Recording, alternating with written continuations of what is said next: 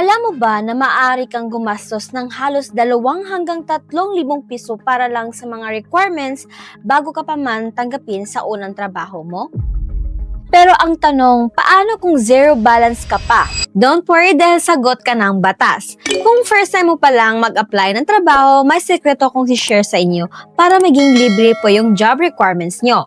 Ito po ay sa pamamagitan ng First Time Job Seekers Assistance Act or RA 11261. But before that mga ka-recruit, disclaimer na po, ang Recruit PH ay hindi po affiliated sa kahit anong agency or organization. Ang lahat ng impormasyong ibinabahagi ay para sa mga educational purposes lamang at na-verify namin ng abot ng aming kaalaman. Hinihikayat namin ng mga viewers na mag-research din sa sarili nila at i-verify ang mga detalye bago po gumawa ng anumang desisyon. Hindi naman lingid sa kaalaman natin na hindi basta-basta ang paghahanap ng trabaho sa Pilipinas bukod sa taas ng mga qualifications, maraming mga requirements na kinakailangan mong paggagastusan at pagpaguran bago ka pa man makahanap ng trabaho. Ilang libo rin ang kinakailangan mong gastusin bago ka pa man makapag-umpisa sa trabaho. Kaya malaking tulong din kung alam mo yung mga tungkol sa First Time Job Seeker Assistance Act or ang RA 11261. Dito sa video na ito ay pag-uusapan natin kung sino ang mga eligible, ano ang mga documents ang pwede mong makuha na libre, at ano naman yung mga documents ay hindi nasasakop nito or may bayad pa rin. At ang pinakamahalaga sa lahat, paano ang step-by-step process ng pag-claim nito. So come with me at isa-isahin ang mga bawat detail dapat mong malaman as first-time job seeker. Siguro isa sa mga katanungan mo ngayon ay bakit ba kailangan alamin yung eligibility kumpara naman ito sa mga first-time job seekers? Alam mo bang maaaring hindi ka makakuha kapag bagong lipat ka pa lang sa lugar nyo? Kailangan mo munang manirahan ng 6 months bago ka pa man maging eligible para makakuha ng barangay certificate na isa sa mga requirements na kakailanganin mo. Sino-sino ba yung mga eligible sa libreng requirements? Eligible at qualified ka basta ikaw isang Filipino citizen na aktibong naghahanap ng trabaho sa unang pagkakataon.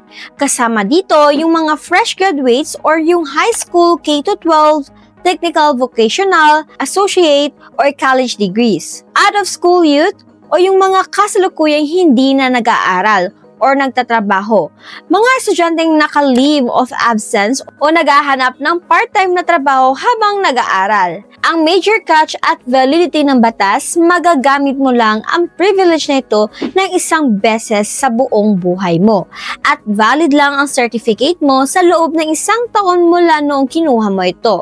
Yes, that's right. May 1-year validity lang ang certificate na ito, kaya kung sa loob ng 1 taon at hindi mo nakuha ang mga documents na kailangan mo, ay mawawala po yung eligibility mo as first-time job seeker. Once mo lang ito pwedeng magamit, kaya siguraduhin makukuha mo lahat ng documents na kailanganin mo para hindi masayang ang eligibility mo. Listahan ng mga libreng dokumento. Ano naman yung mga documents na ang pwede mong makuha ng libre? NBI clearance, police clearance certificate, barangay clearance, birth and marriage certificate, transcript of records or TOR, sa mga state universities at college lamang, tax identification number or TIN, civil service certificate of eligibility, medical certificate, sa mga public or government hospitals. Take note, libre lang po yung mga routine physical exam pero may bayad pa rin ang mga mismong laboratory test tulad ng x-ray or blood test. Mga dokumentong may bayad pa rin or yung mga exemptions. Tama, hindi po lahat ng documents ay libre mong makukuha dahil ang iba ay may bayad pa rin katulad ng PRC Board Examination or Professional License Fees, Philippine Passport at DFA document, authentication, yung dating tinatawag na red ribbon,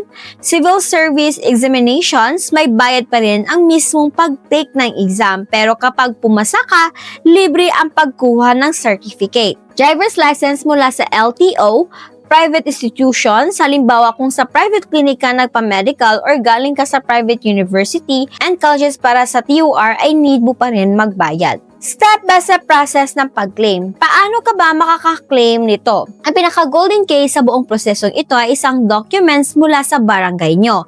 Hindi po pwedeng maglakad ka lang sa NBI or PSA tapos sasabihin mo lang, first-time job seeker po ako. May tamang sequence po na dapat mong sundin. Ang step-by-step process, Una, pumunta sa iyong local barangay hall. Dapat doon ka pumunta sa barangay kung saan ka nakatira na hindi bababa sa 6 months.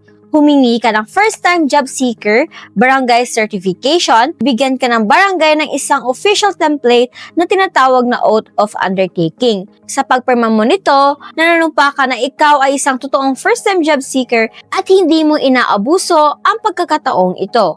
May parusa po sa batas kapag nagsinungaling ka dito. Ipakita ang original certificate sa mga agencies kapag nag-apply ka na para sa NBI clearance, Police Clearance, or PSA certificate. I-present mo lang itong original barangay certificate sa officer. Waive na ang fee mo at ilalagay ang pangalan mo sa isang national database. Mag-report sa barangay kapag may trabaho na required ka sa batas na mag-update sa barangay mo. Pwedeng i-text or pakisabi lang sa pamilya mo as long as update ka para ma-update nila ang kanilang records. Saan pwede humingi ng tulong kung magkakaproblema? Kung medyo nakakalito ang proseso or may agency na ayaw tanggapin ang certificate mo, pwede ka pong lumapit sa local PESO Public Employment Service Office ng inyong lungsod or munisipyo. Sila talaga ang inatasan ng batas na magsilbing one-stop shop para gabayan at tulungan ng mga first-time job seekers na katulad mo. At yan ang buong detalye tungkol sa First Time Job Seeker Assistance Act or RA 11261. Napakalaking bawas sa isipin at sa bulsa, di ba? Kaya bago ka sumabak sa pagpila sa NBI or PSA, dumaan muna sa barangay hall nyo para makuha ang iyong golden ticket, ang First Time Job Seeker Certificate. Tandaan, isang beses mo lang itong magagamit sa buong buhay mo, kaya planuhin ng mabuti ang pag-apply ng mga requirements. Ang paghahanap ng unang trabaho ay simula ng isang bagong chapter ng buhay mo. Kung may tanong ka pa or may part na hindi naging malinaw sa'yo, just comment below and pag-usapan natin yan. And kung nakatulong sa yung video na ito, please don't forget to like, share ang video na ito sa mga kaibigan or batchmate mo na naghahanap pa rin ng trabaho. Mag-subscribe at follow ka na rin para lagi kang updated sa mga tips. Good luck sa iyong job hunting!